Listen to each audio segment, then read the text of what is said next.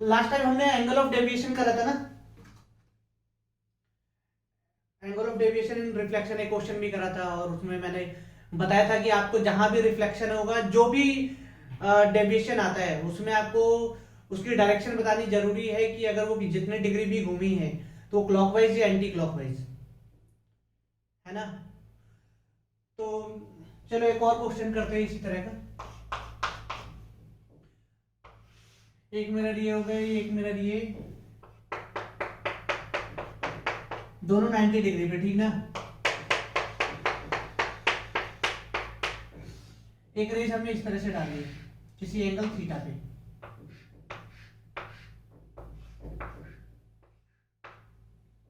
ये 90। आपसे पूछा गया find net angle of deviation, find net angle of deviation कितना आ गया, ये करके दिखा दो ये वाला। देखो इस रे को जाना तो ऐसे था ना, ये रे जाएगी ऐसे, ठीक। ये एंगल थीटा तो ये भी थीटा, है ना, ये भी थीटा हो गई। तो ये एंगल कितनी, ये हमारी डेल्टा वन है ना, फर्स्ट रिफ्लेक्शन से जो डेविएशन हुई वो ये है डेल्टा वन, ठीक। इसका सेंस कैसा है, क्लॉकवाइज। तो मैं क्या लिखूंगा, पहले डेविएशन में delta one equal to pi minus two theta clockwise, ऐसा। अब जब ये सेकंड रिफ्लेक्शन हुई तो इस रे को अभी कैसे जाना था, ऐसे, लेकिन ये जाएगी कैसे, ऐसे। अब ये थीटा है तो ये 90 माइनस थीटा ना, अगर इस वाले एंगल की बात करूं सिर्फ इतने की, तो ये 90 माइनस थीटा। अगर ये 90 माइनस थीटा तो ये वापस से थीटा, तो यहां पे एंगल कितना, 90 माइनस थीटा, तो ये भी एंगल कितना, 90 माइनस थीटा। अब इस रे को जाना ऐसे था, अब ये वापस से ये डेविएट हुई कितने एंगल पे, डेल्टा टू हमने मान लिया, डेल्टा टू हो जाएगा pi minus twice of 90 minus theta, ऐसे ही ना। Delta two equal to pi minus twice of 90 minus theta. इसका भी सेंस क्या है, क्लॉकवाइज, ठीक, ये भी क्लॉकवाइज है। तो डेल्टा टू कितना हो गया, पाई माइनस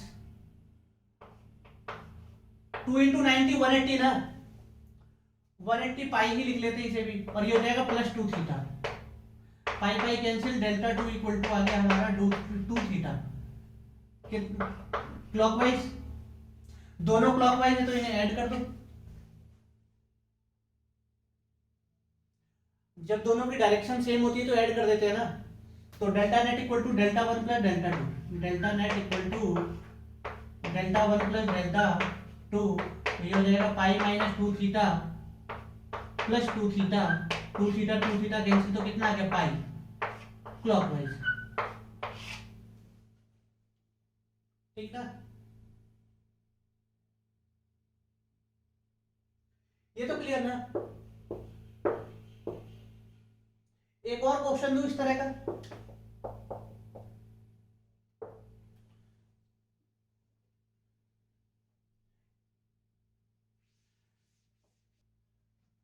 हेलो, वो हो जाएगा फिर, जो भी डिवाइसेस वो बंद करा दे दो। अब देखो,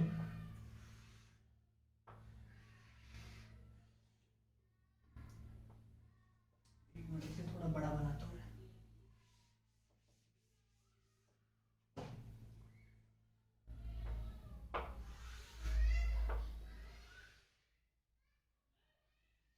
ये मिरर हो गई हमारी,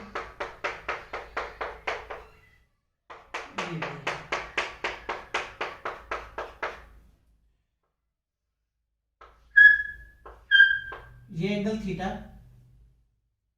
और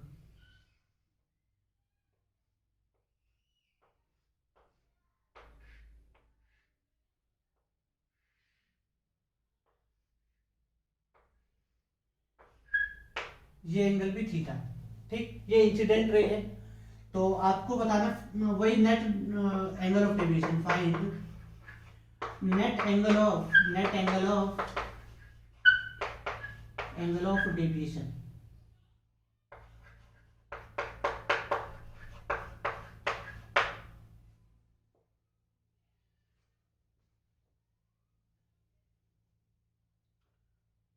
अभी ठीक है बात?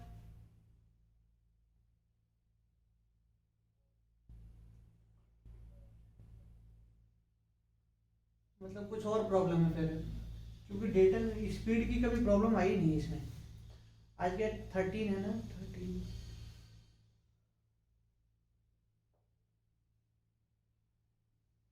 मतलब आज ऐसी प्रॉब्लम आ रही है क्या और भी किसी क्लास में?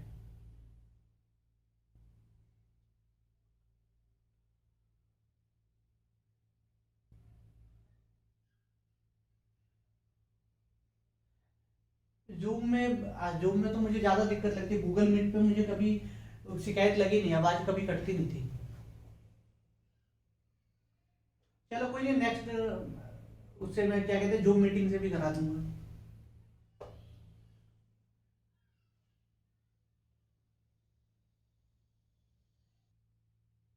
देखो उस वाले सरफेस में टकरा के कहीं भी जाए ना, अगर ये यहाँ से टकरा के जाती है ऐसे, ठीक ना, तो आप कुछ भी एंगल मान लो यहाँ पे, ठीक ना, नॉर्मल कैसे भी ऐसे खींच लो, मान ऐसा मान के चलो कि इसे मैंने एक्स से मान लिया, एक्स। ठीक, जब आप किसी तरीके से एक्स को जब कैलकुलेट करोगे, अगर वो नेगेटिव आ गई तो नेगेटिव का मतलब है कि ये नॉर्मल इधर होनी चाहिए, ठीक ना। अगर पॉजिटिव आई तो आपने जो नॉर्मल माना है वो सेम है, ठीक ना।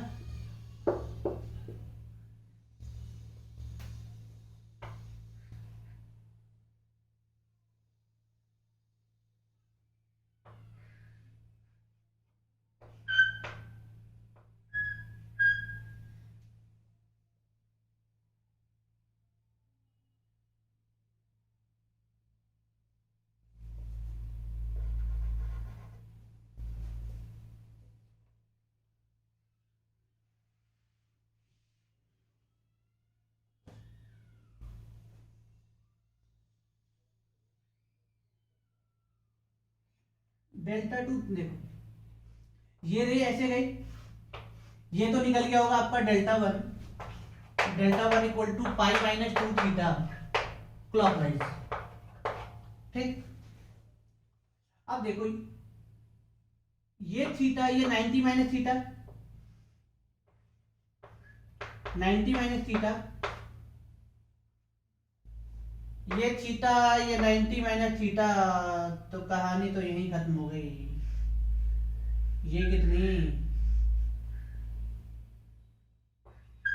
90, मतलब रे कैसे गिर गई, मिरर पे ही परपेंडिकुलर गिर गई ना रे। अगर रे परपेंडिकुलर गिरी है तो उसी रास्ते वापस भी आ जाएगी, मतलब ये एक्स अगर मैं यहाँ कैलकुलेट करता तो जीरो हो जाता, ठीक ना। मतलब अगर मैं यहाँ पे नॉर्मल ड्रॉ करके, ये क्या हुआ,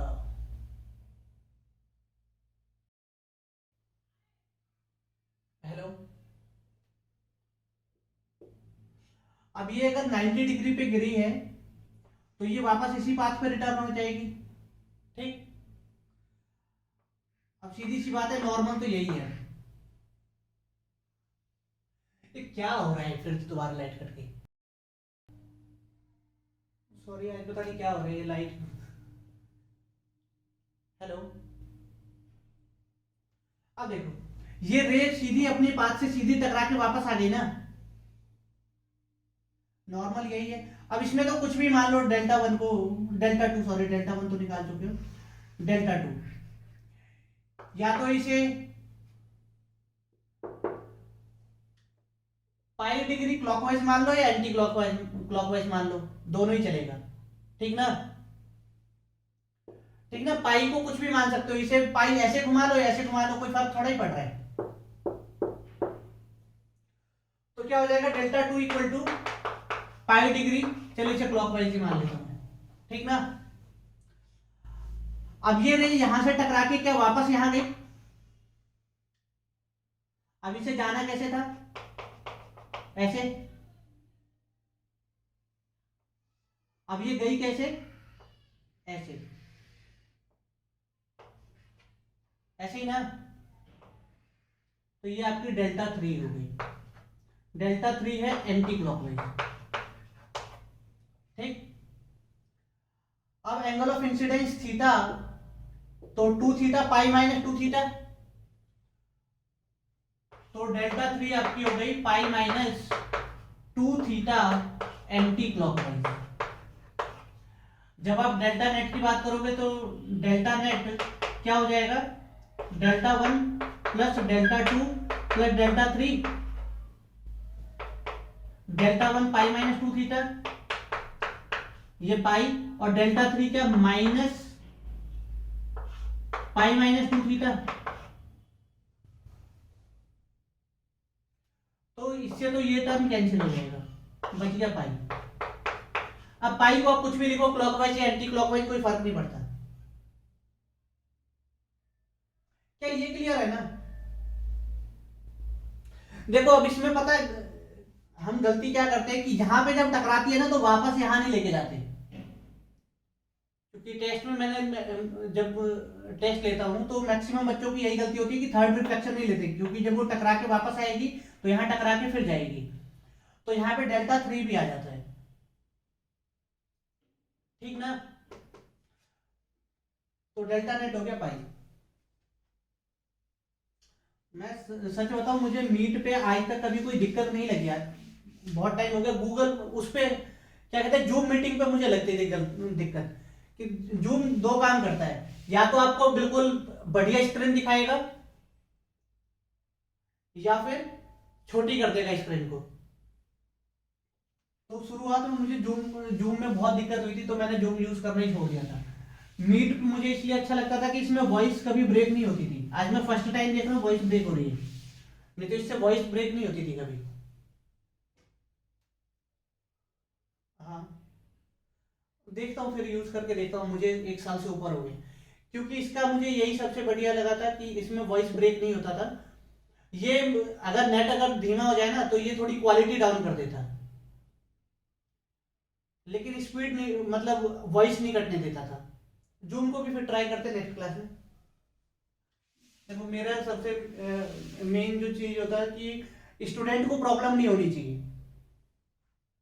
अभी बीच में मैं क्लास रिकॉर्ड करने लग गया था, तो उस फोन दूसरे वाले फोन का कैमरा सही नहीं था, तो मैंने रिकॉर्डिंग नहीं करा, मैंने छोड़ दिया। क्योंकि सबसे पहले आप हो, उसके बाद रिकॉर्डिंग है।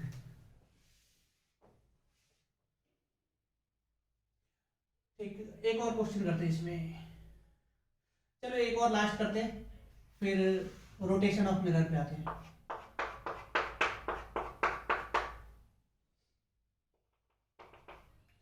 ये एंगल है 60 डिग्री, ठीक। एक दूसरी मिरर है यहाँ पे, 30 पे डाल दूँ तो क्या 90 कर जाएगा। हाँ, 60 पे ही गिराते हैं। 60 पे क्यों, 45 पे।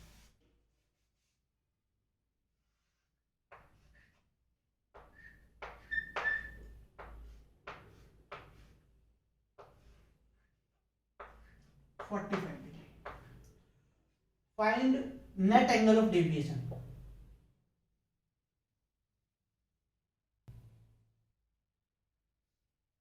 इसको थोड़ा एक्सटेंड कर,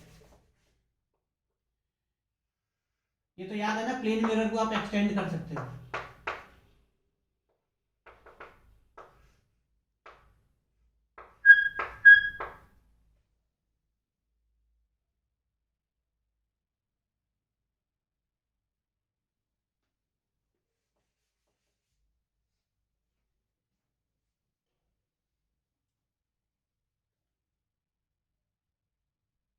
कितना आ गया,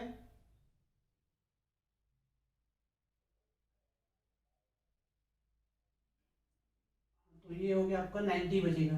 180 माइनस 90, 90 हो गया।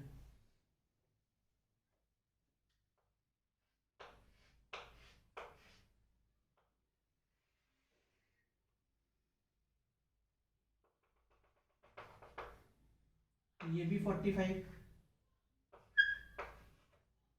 ये 45, तो ये 45,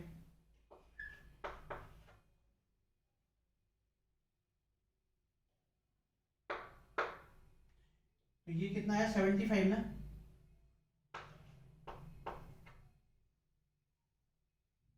तो नॉर्मल ड्रॉ करेंगे,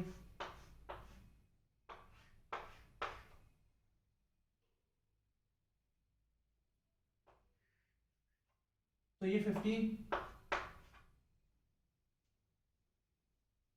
है ना। ये एंगल 90 से कम है, मतलब नॉर्मल तो वैसे ही होगी फिर।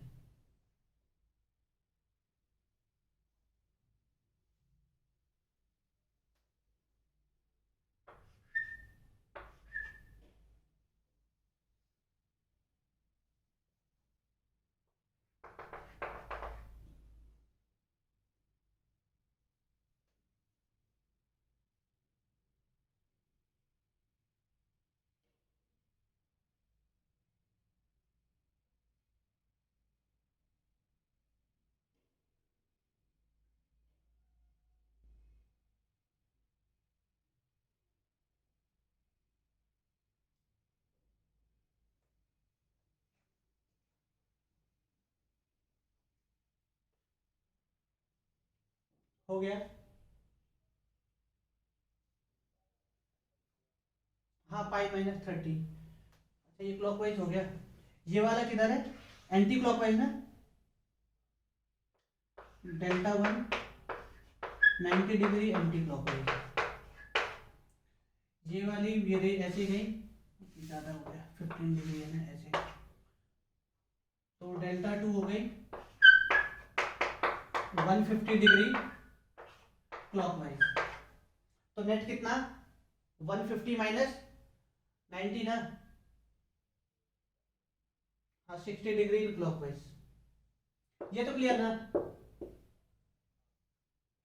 नेक्स्ट टॉपिक डालो, rotation of mirror. Rotation of mirror, ये मिटा दूं। क्या बोला था मैंने, टॉप रोटेशन ऑफ मिरर ना। Rotation of mirror. अब देखो, इसमें मिरर को रोटेट करना है,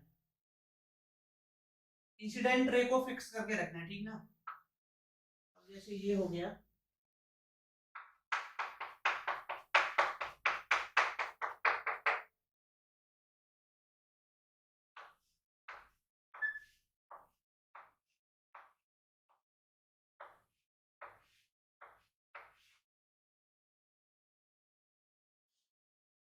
जैसे ये रे हो गया, इंसिडेंट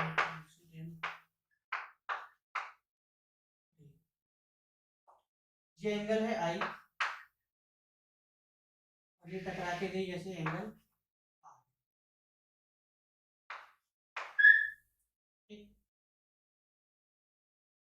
अब हमने क्या करा, मिरर को ना रोटेट कर दिया। एक मिनट, कलर चौक कहाँ गया?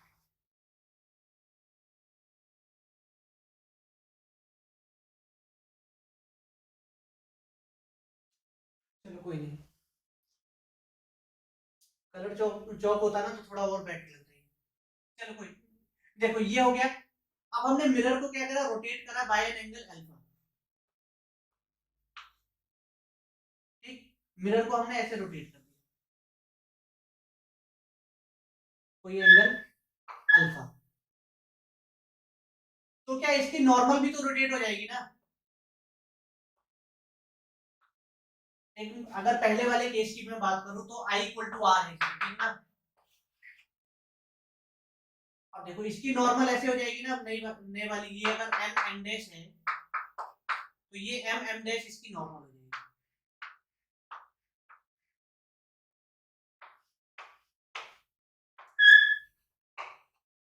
ये अल्फा, तो नॉर्मल भी तो अल्फा एंगल घूम जाएगी ना। तो ये नई नॉर्मल हो गई एम एम डैश। अब ये एंगल कितनी, आई प्लस अल्फा, जो न्यू एंगल ऑफ इंसिडेंस है आई न्यू, वो है आई प्लस अल्फा। अब रिफ्लेक्टेड रे भी कुछ ऐसे हो जाएगी, ये रिफ्लेक्टेड रे हो गई,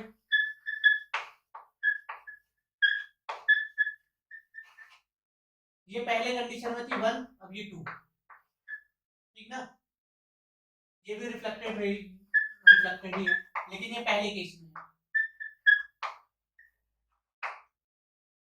ठीक। अब यहां से ये वाली एंगल कितनी, क्या ये r प्लस अल्फा हो जाएगा, ठीक ना, क्योंकि अल्फा ये भी घूम जाएगी,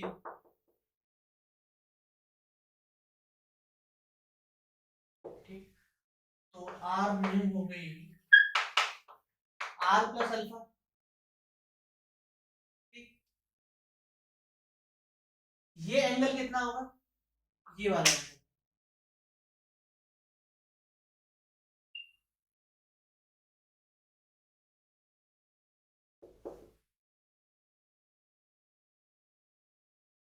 ये एंगल r, ये अल्फा, तो ये r minus alpha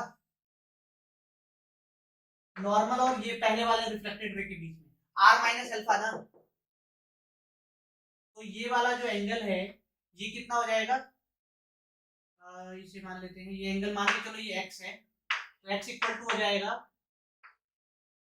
r plus alpha minus r minus alpha, ऐसा ही ना, ये वाला एंगल r माइनस अल्फा ना, इन दोनों नॉर्मल, नया नॉर्मल और ये पहले वाले रिफ्लेक्टेड रे, क्योंकि ये r है तो इस r में से ये वाला अल्फा घटा दो, तो r माइनस अल्फा, तो r plus alpha minus r minus alpha, तो ये वाली एंगल मिल जाएगी, तो x इक्वल टू हो गया r plus alpha minus r plus alpha, r से r कैंसिल हो गया, तो x equal to twice of alpha. Mirror को हमने कितने से रोटेट किया, अल्फा से, रिफ्लेक्टेड रे कितनी घूमी,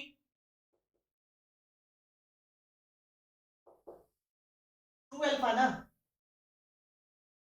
ठीक ना। अब इसकी पहली पोजीशन ये थी ना,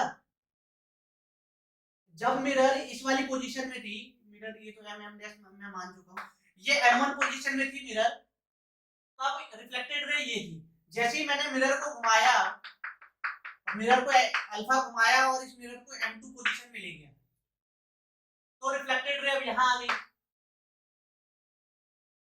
तो रिफ्लेक्टेड रे अपनी पाथ से घूमी कितनी, 1 से 2 के बीच में, ट्वाइस ऑफ अल्फा, 2 अल्फा। तो आपको ये याद रखना है कि मिरर को जब भी आप अल्फा डिग्री घुमाओगे तो रिफ्लेक्टेड रे कितना घूमेगी, 2 अल्फा। आप चाहो तो लिख लो इस बात को वर्डिंग में, if incident ray is fixed, ये हो गया ना आपका, डायग्राम में तो कुछ समझ ही नहीं आ रहा क्या क्या किया था, ऐसा ही ना, समझ तो आ गया ना वैसे, लिखो इसमें, if incident ray is fixed, if incident ray is fixed, pronunciation का थोड़ा फर्क पड़ जाता है, if incident ray is fixed,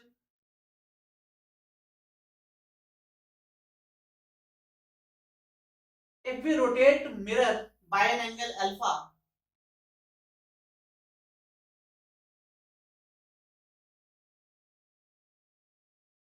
if we rotate mirror by an angle alpha,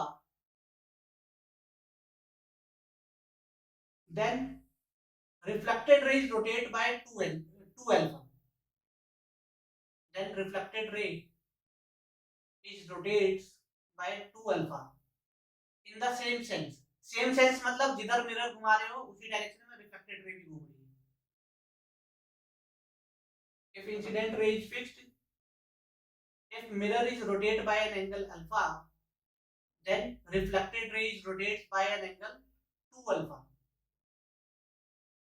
in the same sense, same sense मतलब मिरर को अगर मैंने क्लॉकवाइज घुमाया तो रे भी तो क्लॉकवाइज ही घूमी है ना, ठीक ना।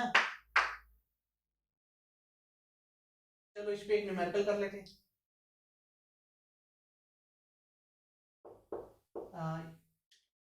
ये मिटा दो सारा, इसमें तो कोई डाउट नहीं ना। ठीक है।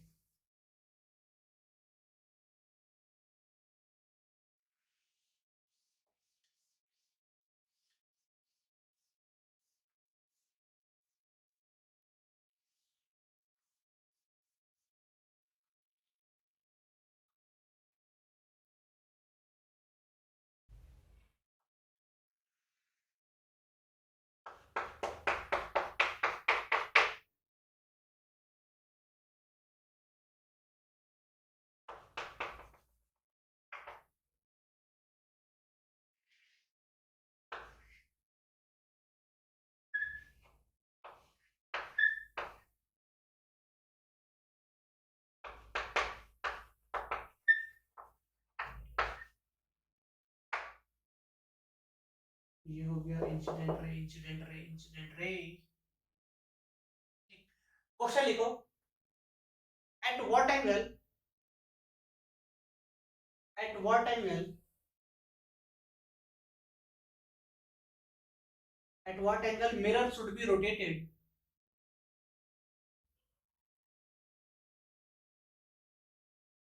so the reflected ray, so the reflected ray becomes vertical, so the reflected ray becomes vertical।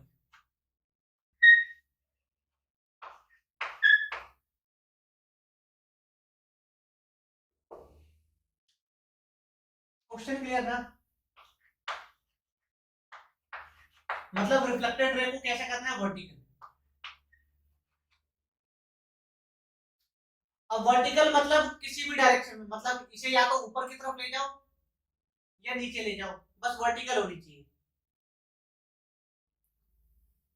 ठीक ना। पहला मान के चलो इसे आपने, एक तो ये रास्ता हो गया कि इसे उठा के इधर लेके चले जाओ, ठीक ना, क्लियर। एक मैं इसे ऐसे भी ले जा सकता हूं, ये दूसरा हो गया, क्लियर ना। तीसरा तरीका तो ये हो गया कि इसे ऐसे लेके चले जाओ,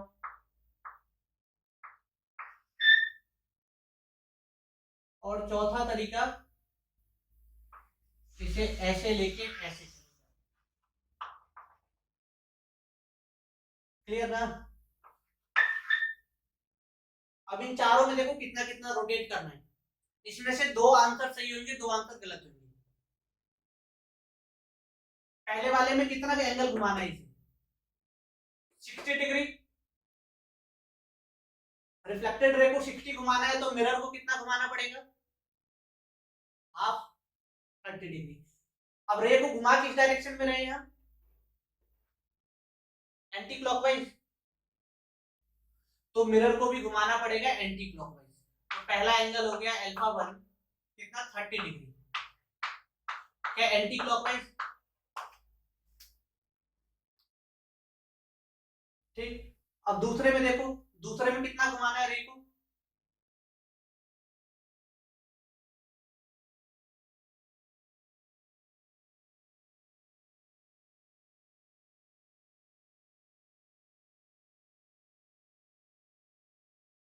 टू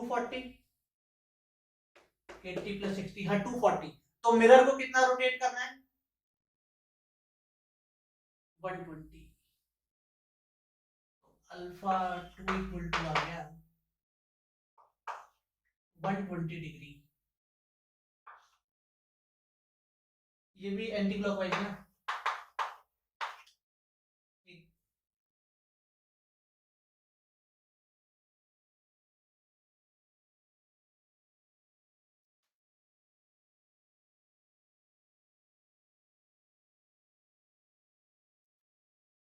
ये थर्ड वाला कितना एंगल आ रहा है,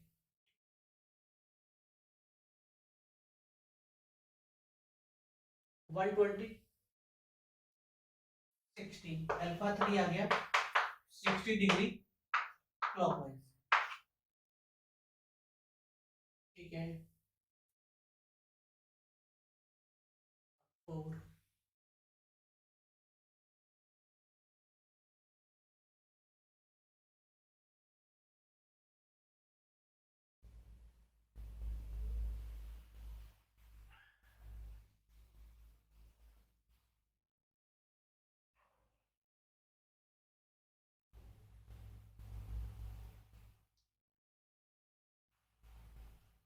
फोर्थ वाले में 300 डिग्री ना, 300 का हाफ 150 डिग्री, ये भी क्लॉकवाइज। अब इसमें से बताओ कोई दो आंसर गलत है जो पॉसिबल ही नहीं।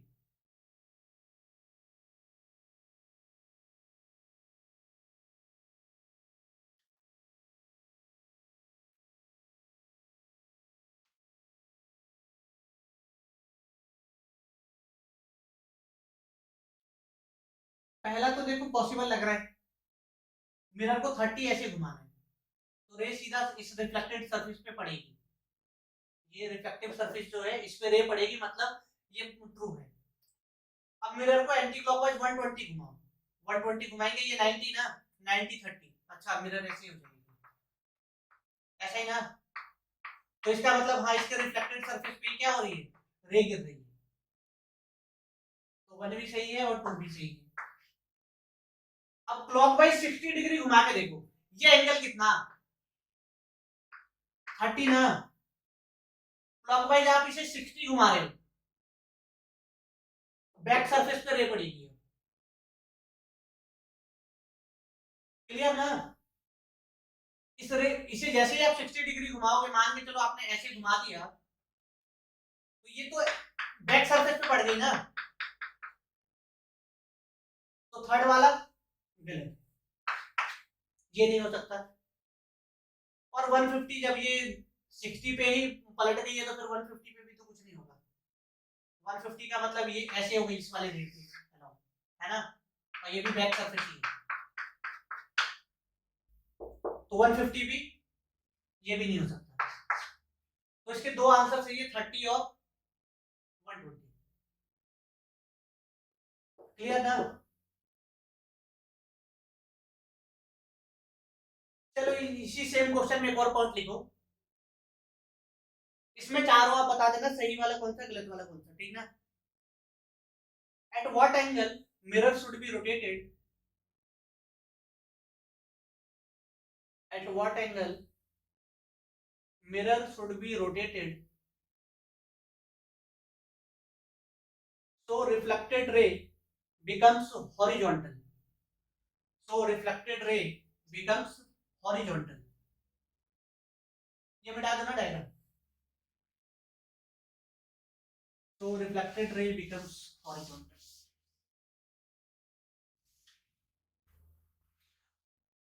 हाँ इसी क्वेश्चन का है, दोबारा से बना दो डायग्राम,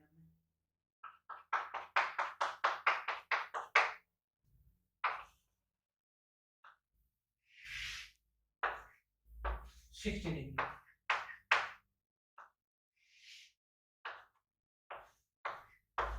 60 डिग्री। अब हॉरिजॉन्टल करना है, या तो इधर या इधर,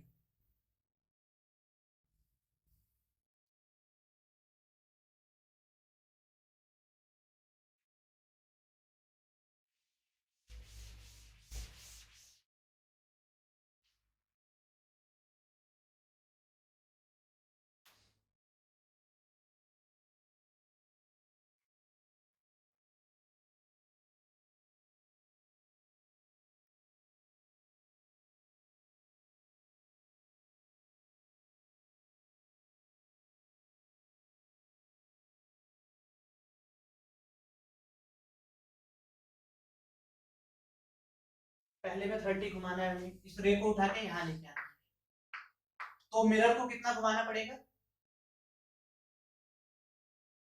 50, अल्फा 1 आ गया, 15 degree clockwise anti clockwise, clockwise. दूसरा हम क्या कर सकते हैं, इस रे को घुमा के, चलो आप ही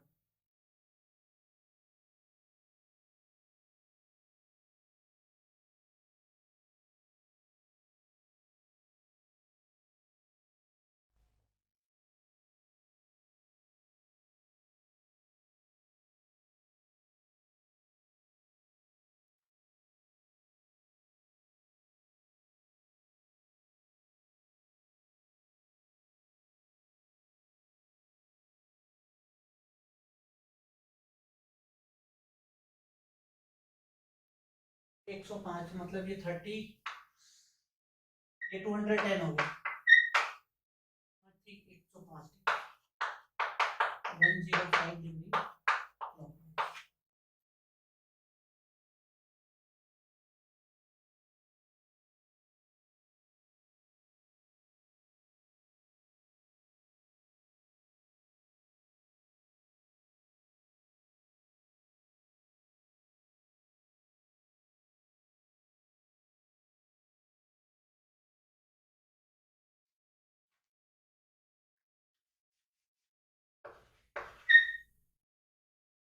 75 डिग्री एंटी क्लॉक, ये हो गया कितना, 150 73। हाँ ठीक है।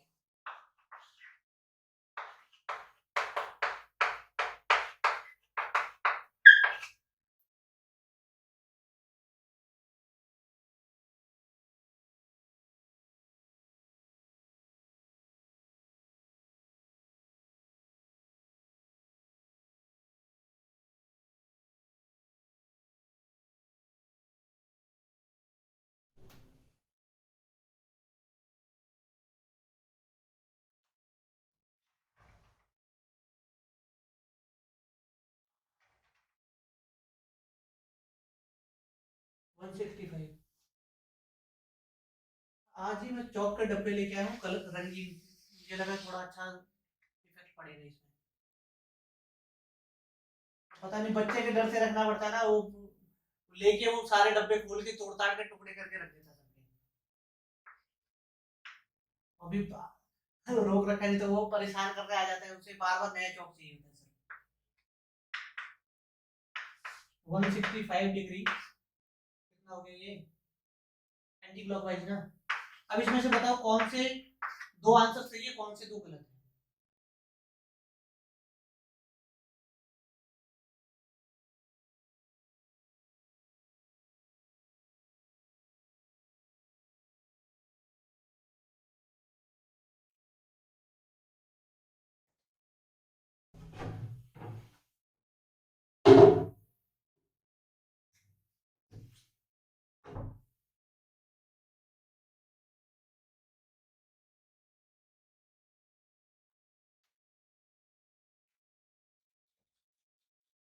कौन सा सही है?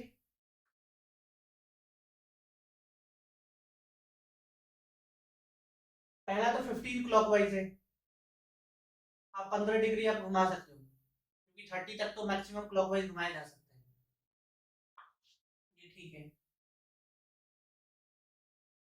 दूसरा गलत है, क्योंकि 30 से ज्यादा क्लॉकवाइज घुमाओगे तो फिर वो रे मतलब मिरर पलट जाएगी। तीसरा,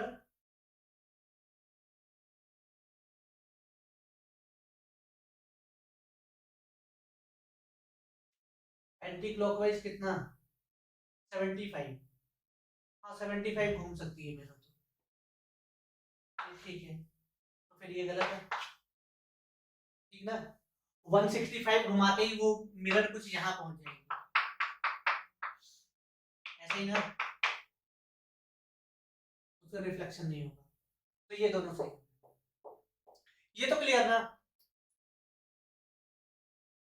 नेक्स्ट लिखो rotation of raise.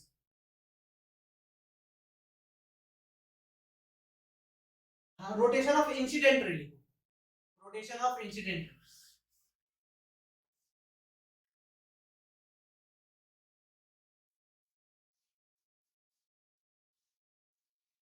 Most maximum classes अब ऑनलाइन हो गई, आप भी ऑफलाइन ही ले रहे थे ना क्लास। अब कल भी ऐसा हुआ है, कल एक लड़की कोविड पॉजिटिव आ गई है, तो इसीलिए कल मैं डर के मैंने कहा अपना भी टेस्ट करा ही लेता हूँ, मुझे तो जाना पड़ता है। आज रिपोर्ट आई है, नेगेटिव है। Rotation of incident, incident.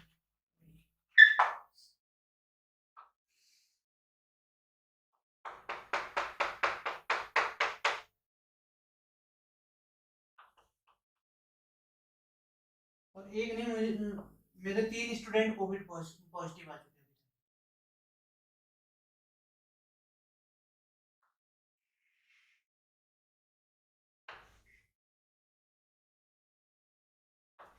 ये एंगल आई, ये एंगल आर।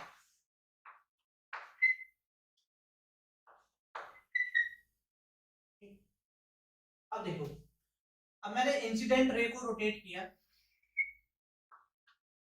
इधर कर दिया, ठीक ना। और ये भी मान लेता हूँ ये कुछ एंगल कर दिया, अल्फा ही कर दिया, ठीक ना। तो ये एंगल कितना, पहले तो आई इक्वल टू आर था, पहला तो सिंपल था। अब नया एंगल ऑफ इंसिडेंस कितना, आई प्लस अल्फा ना, आई प्लस अल्फा। तो रिफ्लेक्टेड रे भी ऐसी हो जाएगी। तो ये कितनी, आर प्लस अल्फा। तो पहले पोजीशन से दूसरे पोजीशन के बीच का एंगल कितना है,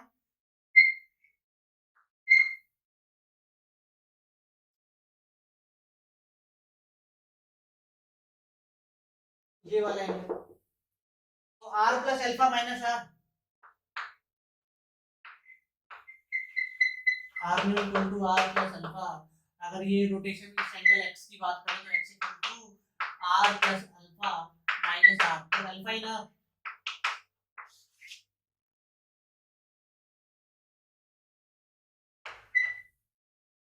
अब देखो, इंसिडेंट रे को हमने कैसे घुमाया, एंटी क्लॉकवाइज, है ना। रिफ्लेक्टेड रे कैसे घूमी, क्लॉकवाइज, ठीक ना। तो अगर मिरर फिक्स्ड हो और तब हम जब इंसिडेंट रे को अल्फा एंगल घुमाते हैं तो रिफ्लेक्टेड रे भी अल्फा एंगल ही घूमेगी, लेकिन in the opposite sense, opposite direction ना। ये एंटी क्लॉकवाइज तो क्लॉकवाइज, ये क्लॉकवाइज तो वो एंटी क्लॉकवाइज, ठीक ना। लिख लो इस लाइन को भी।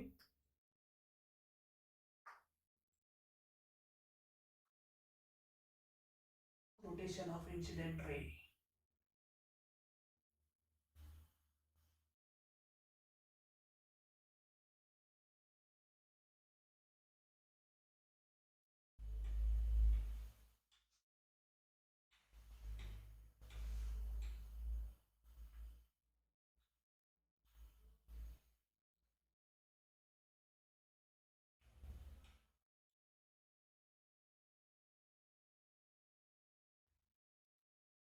एट व्हाट एंगल, एक मिनट सॉरी मुझे लगा numerical. If mirror is fixed, if नहीं व्हेन लिखो, व्हेन मिरर इज फिक्स्ड। दो बार एक अच्छा नहीं लग रहा सेंटेंस, ऐसे ही लिखते हो ना इंग्लिश बोर्ड में आप लोग इंग्लिश में, सर ये लाइन बोलने में अच्छा लग रहा है, ठीक है, ऐसे ही सोचते हैं ना हम लोग। हाँ, तो लिखो, when mirror is fixed, if we rotate incident ray, if we rotate incident ray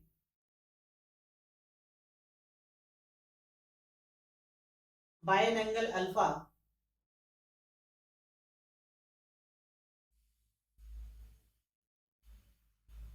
by an angle alpha,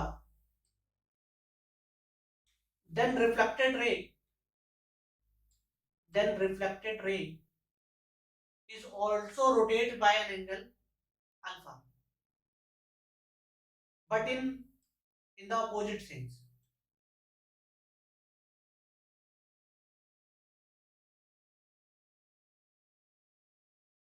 लिख लिया था आपने, when mirror is fixed, if we rotate incident ray by an angle alpha, then reflected ray is also rotated by an angle alpha in the opposite sense. चलो इस क्या कर रहा हूँ क्वेश्चन में,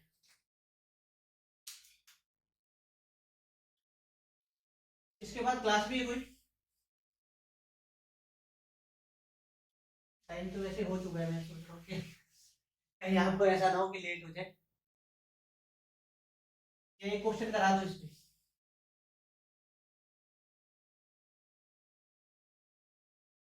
अच्छा, वही अब नेक्स्ट मैं टाइम फिक्स्ड करके मैं आपको बता दूंगा। तो जब मैं टाइम अपनी तरफ से फिक्स्ड करूंगा तो वो मैं सेम टाइम पे मिल जाऊंगा, ठीक है ना। तो आज इतना ही रहने देते हैं।